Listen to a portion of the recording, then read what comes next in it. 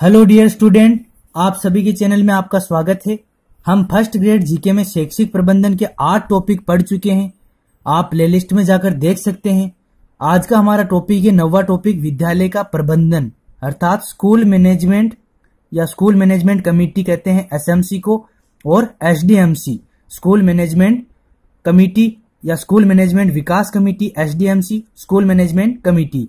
पिछली बार भी इससे क्वेश्चन आया था कि स्कूल मैनेजमेंट कमेटी की बैठक कब होती है, तो आज हम इसको सब पढ़ेंगे फैक्ट। ये एक एक फैक्ट जो है उसको याद रखें, आप ध्यान से पढ़ें।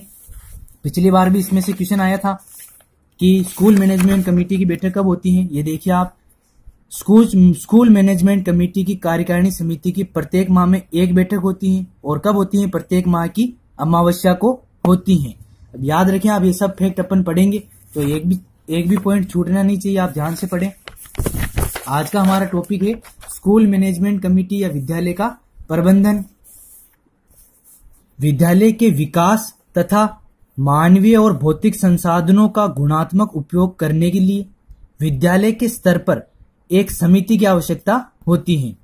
विद्यालय का विकास करने के लिए तथा मानवीय तथा भौतिक संसाधनों का उपयोग गुणात्मक उपयोग करने के लिए विद्यालय स्तर पर एक समिति की आवश्यकता होती है, और इस समिति का विद्यालय पर गठन किया जाता है।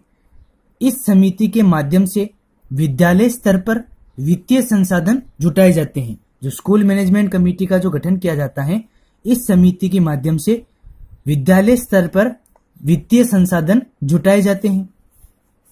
विद्यालय प्रबंधन समिति या स्कूल मैनेजमेंट कमेटी में अभिभावक और समुदाय के प्रभावी लोगों का सहयोग लेकर कार्य किया जाता है। इसमें अभिभावक भी शामिल होते हैं, ये अपन अभी पढ़ेंगे।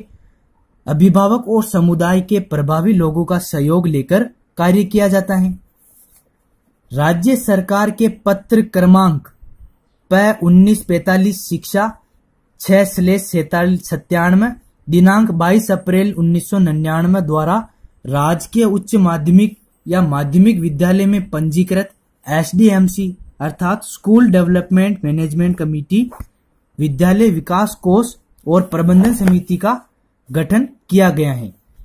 कौन सी तारीख को? 22 अप्रैल 1999 द्वारा राजकीय उच्च माध्यमिक या माध्यमिक विद्यालय में पंजीकृत स्कूल डेवलपमेंट मैनेजमेंट कमेटी विद्यालय विकास कोष और प्रबंध समिति का गठन किया गया है। सर्व शिक्षा अभियान के अंतर्गत आरटीई 2009 की धारा 21 के अनुसार प्रमुख शासन सचिव द्वारा जारी आदेश दिनांक 10 मई 2011 के अनुसार कक्षा 1 से 8 तक के समस्त स्कूलों में एसएमसी का गठन किया गया है। स्कूल मैनेजमेंट कमेटी का गठन किया गया है कक्षा 1 से 8 तक के समस्त स्कूलों में, और किसके द्वारा जारी आदेश से? प्रमुख शासन सचिव द्वारा जारी आदेश से दिनांक 10 मई 2011 के अनुसार। और किस अभियान के अंतर्गत? सर्व शिक्षा अभियान के अंतर्गत धारा 21 के अनुसार प्रमुख शासन सचिव द्वारा जारी आदेश दिनांक 10 मई 2011 के अनुसार कक्षा 1 से 8 तक के समस्त स्कूलों में स्कूल मैनेजमेंट कमेटी का गठन किया गया है। अब ये विद्यालय प्रबंधन है, इसमें एसडीएमसी 22 अप्रैल 1999 को इसका गठन किया गया था। अब ये दो भागों में है, एक तो है एसडीएमसी या एसडीसी, और ये है एसएमसी। एसडीएमसी तो होती है माध्यमिक शिक्षा विभाग के अधीन, और एसएमसी जो है ये प्रारंभिक शिक्षा विभाग से संबंधित है। एसडीएमसी की फुल फॉर्म है स्कूल डेवलपमेंट मैनेजमेंट कमेटी या स्कूल डेवलपमेंट कमेटी, और एसएमसी का मतलब है स्कूल मैनेजमेंट कमेटी विद्यालय प्रबंधन समिति। अब आता है, इसकी तारीख भी याद रखें। एसडीएमसी का गठन 22 अप्रैल 1999 और स्कूल मैनेजमेंट कमेटी का गठन 10 मई 2011 से। इन समितियों का नाम विद्यालय और मुख्यालय के नाम से जुड़ा होता है। इन समितियों का नाम विद्यालय और मुख्यालय के नाम से जुड़ा होता है तथा मुख्यालय विद्यालय भवन और उसके क्षेत्र में अध्ययनरत छात्रों के निवास स्थान तक होता है। मुख्यालय कहाँ तक होता है इनका? विद्यालय भवन के पास या उसके क्षेत्र में अध्ययनरत छात्रों के निवास स्थान तक होता है। विकास कार्य की दृष्टि से इन समितियों का कार्य क्षेत्र कहाँ होता है? विद्यालय भवन परिसर या खेल के मैदान तक ही सीमित रहता है। विकास कार्य की दृष्टि से ये समितियां जो है एसएमसी, एसडीएमसी, इनका कार्य क्षेत्र कहां तक सीमित रहता है? विद्यालय के भवन, परिसर या खेल के मैदान तक ही सीमित रहता है। आदर्श विद्यालय योजना या समन्वित विद्यालय योजना के अंतर्गत जारी आदेश दिनांक 21 जनवरी 2015 के अनुसार प्रत्येक आदर्श या समन्वित विद्यालय में 2 प्रकार की समितियां होगी। प्रत्येक विद्यालय में 2 प्रकार की समितियां होगी। आपको बताया 2 भाग हैं इसके। कक्षा 1 से 8 तक तो होगी ये एसएमसी अर्थात विद्यालय प्रबंधन समिति, और कक्षा 9 से 12 तक होगी एसडीएमसी, स्कूल विकास प्रबंधन समिति, SDMC school development management committee. 21 जनवरी 2015 के अनुसार आदर्श विद्यालय योजना या समन्वित विद्यालय योजना के अंतर्गत प्रत्येक आदर्श या समन्वित विद्यालय में 2 प्रकार की समितियां होगी। एक तो 1 से 8 तक, कक्षा 1 से 8 तक एसएमसी हो गई, और कक्षा 9 से 12 तक एसडीएमसी हो गई। फिर आएगा आदर्श स्कूल या समन्वित स्कूल में समितियां जो है कक्षा 1 से 8 तक तो होगी एसएमसी, जो इसमें किसकी राशि सम्मिलित होगी? सर्व शिक्षा अभियान और मानव संसाधन विकास मंत्रालय की राशि सम्मिलित होगी। सर्व शिक्षा अभियान प्लस एमडीएम की राशि। और एसएसए का अध्यक्ष कौन होगा? अभिभावक। और सचिव कौन होंगे? संस्था प्रधान। इसमें एसडीएमसी ये विद्यालय प्रबंध समिति जो है इसके अध्यक्ष होंगे अभिभावक, और सचिव कौन होगा? संस्था प्रधान। ये एसएमसी लिखा हुआ है तो आप याद रखें। स्कूल मैनेजमेंट कमेटी अर्थात विद्यालय प्रबंध समिति में अध्यक्ष तो होते हैं अभिभावक, और जिसमें महिला सदस्यों की संख्या 75% होती है, वो अभी आगे पढ़ेंगे, और सचिव होते हैं इसमें संस्था प्रधान। और कक्षा 9 से 12 तक होती है एसडीएमसी, और इसमें किसकी राशि सम्मिलित होती है? रमसा और विकास कोष की राशि सम्मिलित होती है। और एसडीएमसी का अध्यक्ष कौन होता है? संस्था प्रधान। और सचिव कौन होता है? अध्यापक। इसमें मुख्य अंतर ये याद रखना कि विद्यालय प्रबंध समिति जो होती है प्रारंभिक स्तर पर कक्षा 1 से 8 तक, उसका अध्यक्ष तो होता है अभिभावक होते हैं, और सचिव होता है संस्था प्रधान। और कक्षा 9 से 12 तक होती है एसडीएमसी, इसमें अध्यक्ष होता है एसडीएमसी का संस्था प्रधान, और सचिव होता है अध्यापक। इन दोनों समितियों का संचालन अध्यक्ष और सचिव के संयुक्त हस्ताक्षरों द्वारा बैंक से लेन देन के लिए किया जाएगा, तथा दोनों का पंजीकरण भी किया जाएगा, और दोनों का अलग अलग सहकारी बैंक में खाता भी खोला जाएगा। इन दोनों समितियों का संचालन किसके द्वारा किया जाएगा? अध्यक्ष और सचिव के संयुक्त हस्ताक्षरों द्वारा, और बैंक से लेन देन के लिए किया जाएगा, तथा दोनों का पंजीकरण भी किया जाएगा, और दोनों का अलग अलग सहकारी बैंक में खाता भी खोला जाएगा। आप इसको याद रखना। प्रारंभिक स्तर पर होती है एसएमसी स्कूल मैनेजमेंट कमेटी, जिसका अध्यक्ष होता है अभिभावक और सचिव होते हैं संस्था प्रधान। और एसएमसी में कौन सी राशि सम्मिलित होती है? सर्व शिक्षा अभियान और मानव संसाधन विकास मंत्रालय की राशि सम्मिलित होती है। कक्षा 9 से 12 तक होती है एसडीएमसी, जिसमें रमसा और विकास कोष की राशि सम्मिलित होती है, और एसडीएमसी का अध्यक्ष होता है संस्था प्रधान, जबकि एसडीएमसी का सचिव होता है अध्यापक। अब आती है पहली विद्यालय प्रबंध समिति एसएमसी।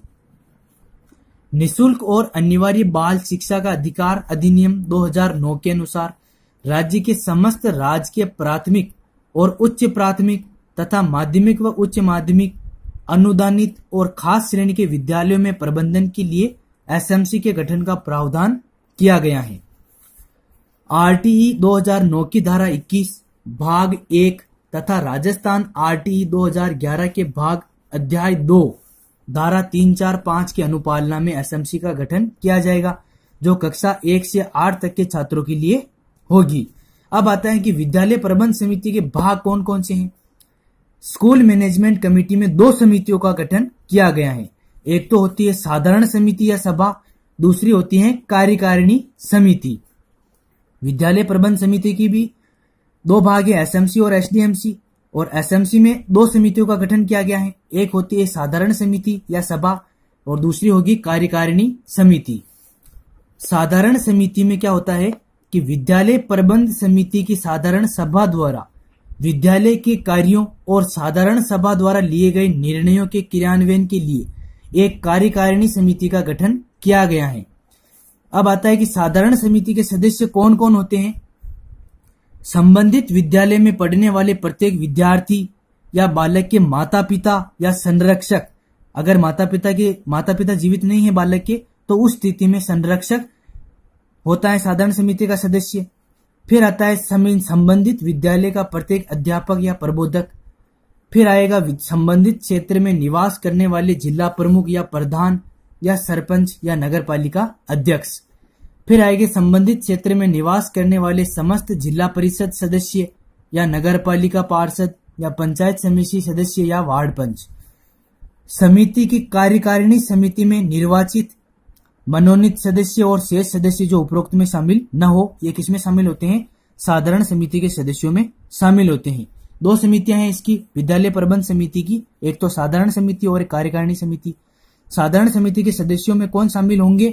जो समिति की कार्यकारिणी समिति में निर्वाचित या मनोनीत सदस्य जो उपरोक्त में शामिल नहीं हो, वो किसमें शामिल होंगे? साधारण समिति के सदस्य में।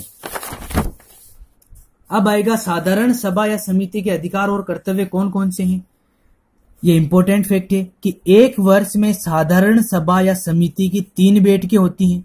3 बैठकें अनिवार्य हैं।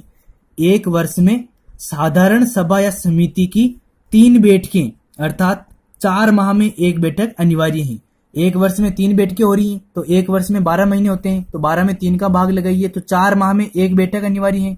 अर्थात एक वर्ष में कितनी बैठकें होगी? साधारण सभा या समिति की 3 बैठकें। विद्यालय के विकास के लिए आवश्यक विकास राशि को इकट्ठा करने पर विचार विमर्श व निर्णय करती है साधारण सभा। कार्यकारिणी समिति द्वारा किए गए कार्य की समीक्षा करती है। विद्यालय के परिचालन व्यय मद में आय व्यय में अंतर होने पर संरक्षकों तथा सामान्य जनता और अन्य दानदाताओं में आर्थिक सहायता या दान प्राप्त करने के लिए कार्यकारिणी समिति द्वारा प्रस्तुत प्रस्ताव पर विचार विमर्श व निर्णय कौन करती है? साधारण सभा करती है। आप ये ध्यान रखना कि एक वर्ष में साधारण सभा या समिति की 3 बैठकें अनिवार्य होती हैं और 4 माह में कितनी बैठक होती हैं? 1 बैठक होती है। फिर आती है दूसरी एसएमसी की कार्यकारिणी समिति। ये हम अगले वीडियो में पढ़ेंगे, तो पढ़ते रहिए आपके अपने चैनल के साथ। जय हिंद, जय भारत।